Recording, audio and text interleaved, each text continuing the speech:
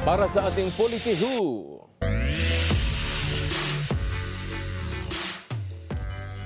Makihula na kung sino itong politikong kahit sa flood scam o dawit sa flood scam ang nakatikim ng panggugo sa isang lady reporter. Ayon sa ating scooper, 19 Congress nang simulang pormahan ni Politihu ang kanyang inaasam na babe.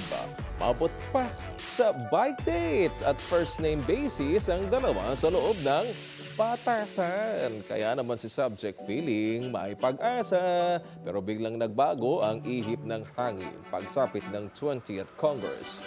Nagkalabuan na at itong masakit na chismis.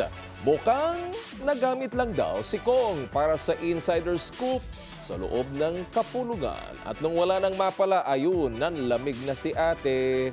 Kaya yun, si Politihu na iwang broken-hearted. Ang clue, ang kongresista pwede mong i-relate sa kalsada.